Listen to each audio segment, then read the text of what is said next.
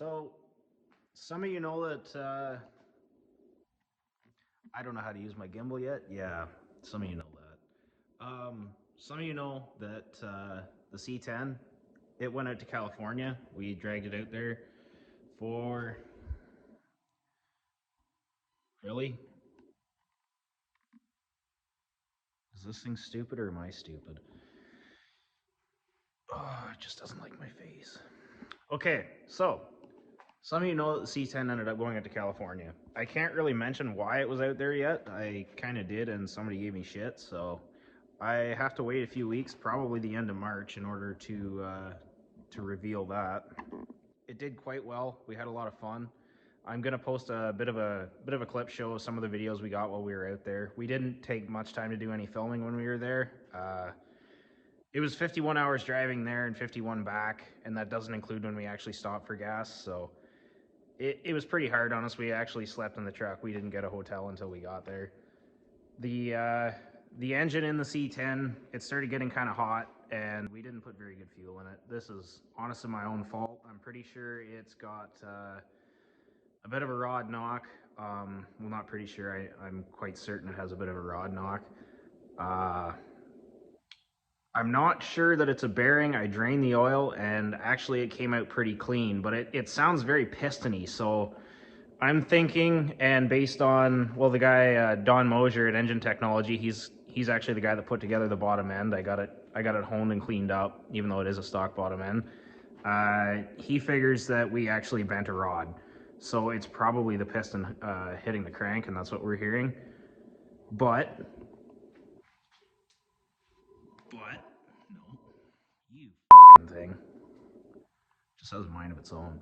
Hopefully the engine that's in it is savable, but if it's not, I picked up a couple spares. Well, 3 to be exact, but 2 of them are kind of for me, and then one of them is for a turbocharged F100 that I hope to be building this spring or summer. So this one's an iron block Gen 453 out of a pickup truck. I think it's about a 2008, and this is the one I think is going to go in this F100. I'm going to put a 78mm VS Racing turbo on it and a Summit Racing Stage 2 turbo cam. And then this is the other engine I bought, which is actually out of an Envoy Denali, and this one's a 5.3 liter aluminum block, 243 heads on it.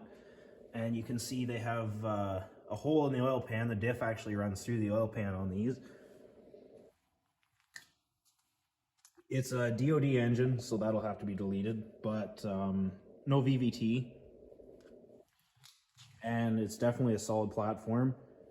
So what I'm thinking is, if this is hurt, and even if it isn't, if we fix it, these engines, you can actually sleeve them, put Darton sleeves in them, and a longer stroke crank, and turn it into, I believe, a 427. You can get them up to 427 cubic inches.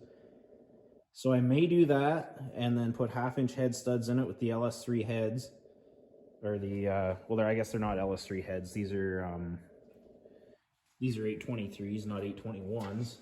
So they're rectangle port. They're no Y6 head. So I might put those heads on it, and 427 cubes. But my other option is to take the 6 liter, which is an LQ4, and what I might do is put rod and piston combo in it and a little better crank.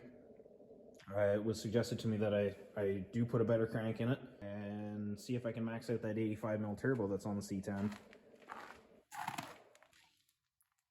I would imagine with the right studs in the right places and a good set of rods and pistons, this thing would hold up. Maybe make 1,1300 horsepower. I think that's what the 85 is good for.